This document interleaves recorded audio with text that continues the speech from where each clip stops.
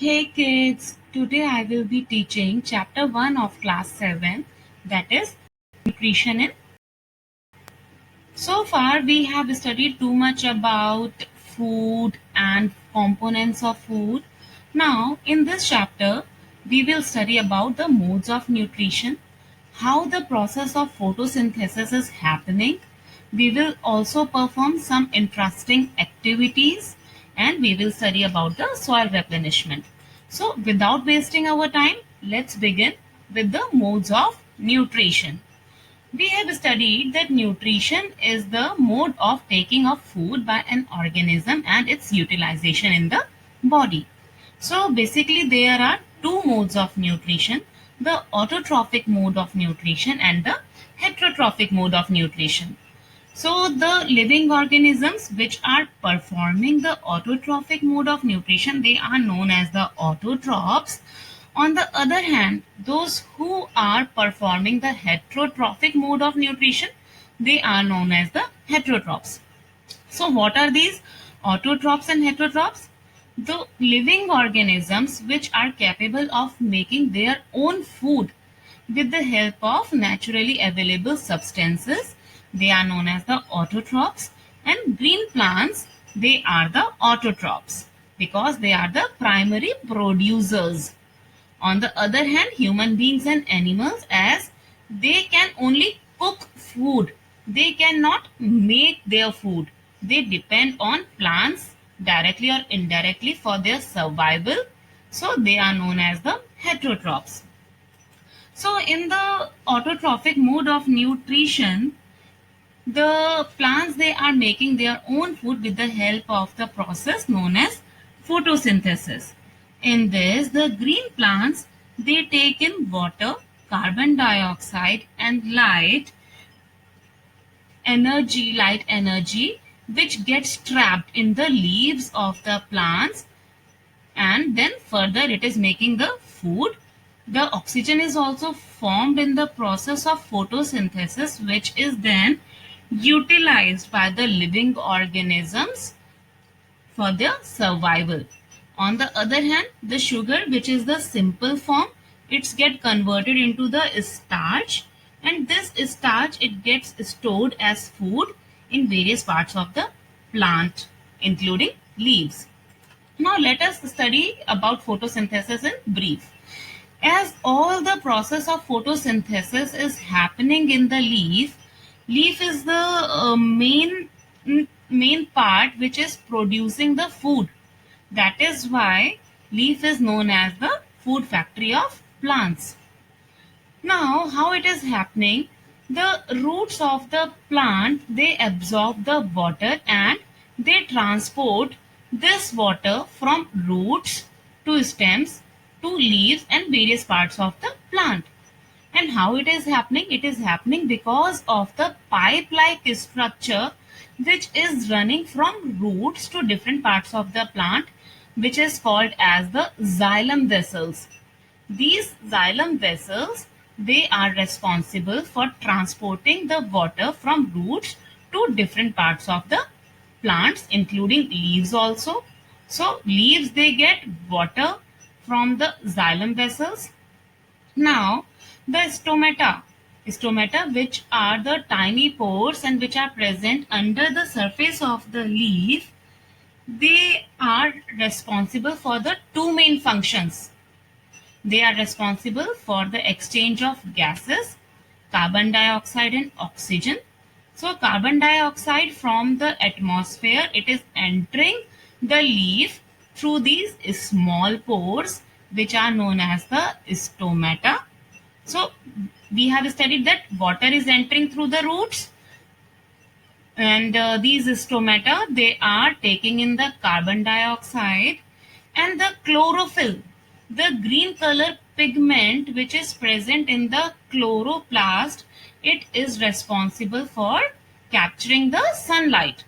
So all these three things, water, carbon dioxide and sunlight, they are getting trapped in the leaves, and in turn the leaves, they are releasing the oxygen and the glucose is formed.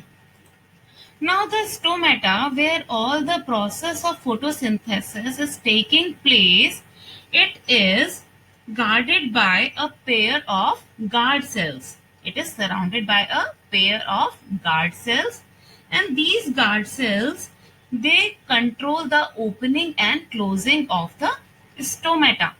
So don't get confused with the stoma and the stomata. Stoma is the singular of stomata, as there are several stomata present in the leaves. Now here I am showing the single stoma. So single stomata, singular of stomata is stoma. So guard cells, they are responsible for the closing and opening of the stomatal pores.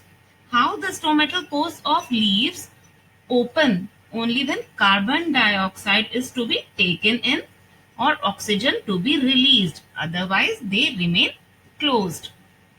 On the other hand, the guard cells, they also prevent the excess loss of water. How they prevent the excess loss of water? So we have studied that stomata, they are responsible for the exchange of gases. On the other hand, stomata, they are also responsible for the exchange of water. So the loss of water through transpiration is happening through stomata only. So much of the water should not get lost from the stomata.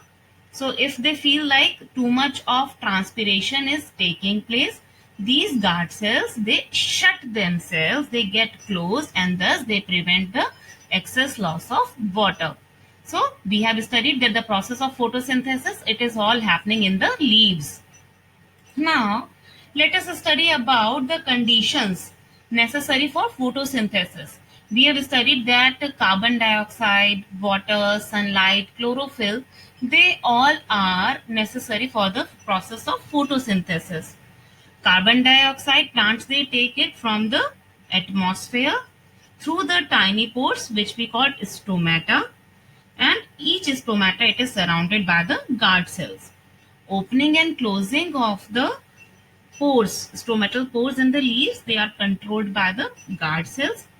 And kids, do remember that stomatal pores, they open only when the gases has to be exchanged, like when the carbon dioxide is to be taken in or oxygen is to be released. Only at that time stomatal pores, they open, otherwise they remain closed, they remain shut.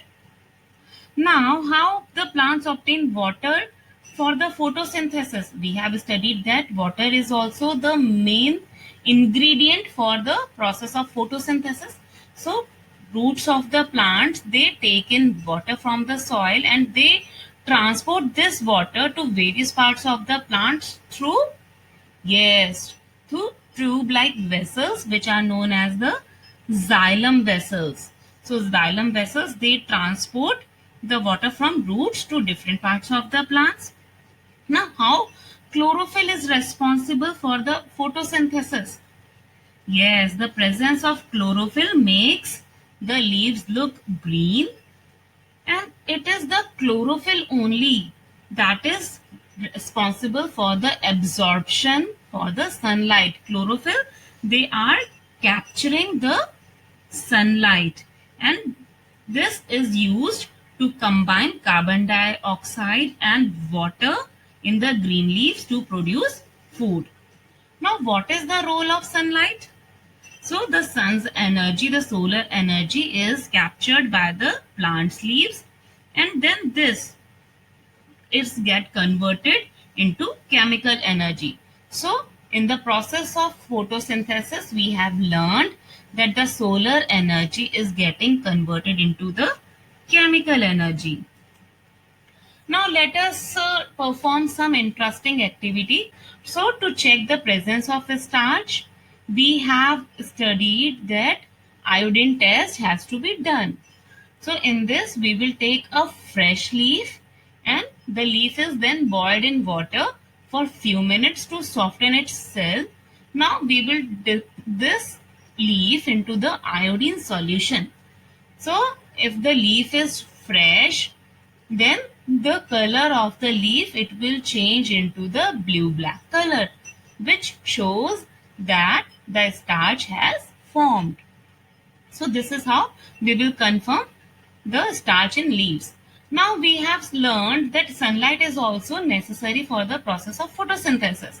So to check whether it is necessary or not, we will perform again a test. In this, we will cover the leaf, a part of the leaf, with a black paper strip for 2 days. The leaf, it is still, don't forget that we don't have to pluck the leaf. The leaf of the plant is still attached and it is in the sunlight only. We have to cover only a part of the leaf with a black paper strip. Now, because the part of the leaf is covered, so this portion, the part which is covered with the black paper, it will not receive any sunlight. Let's perform the iodine test on it also. That we will observe, we will see that the part which is exposed to the sunlight, it will convert into the blue black color, it will change into the blue black. Otherwise, on the other hand, the part which has been covered with the black strip, it will remain what? It will remain unaffected by the iodine. So this shows that this green portion, it makes the food, and on the other hand, the part which is not receiving the sunlight, it has not made any food for the plant. Now kids, you must be wondering that we are talking only about the green leaves. So what about the plants which do not have the green leaves, which have the colors like red, brown, violet, pink? So the leaves which have the colors other than the green, they also make the food. They also have the chlorophyll in them. Photosynthesis is also taking place in these leaves. The thing is that in such leaves, the other pigment, the other colors, they have the large quantity. So the large quantity of other colors like pink, brown, violet, they they mask the green color of the chlorophyll, and thus they appear different colors. They appear of different colors. Otherwise, they perform the photosynthesis as well. Now, so kids, this we have studied about the photosynthesis happening in leaves of other colors. What about the photosynthesis taking place in other parts of the plants? Yes, photosynthesis also takes place in stems and branches of some plants like cactus. So we have seen that, and we have studied also that in cactus, the leaves, they are modified into these small spines. And why they have modified into small spines?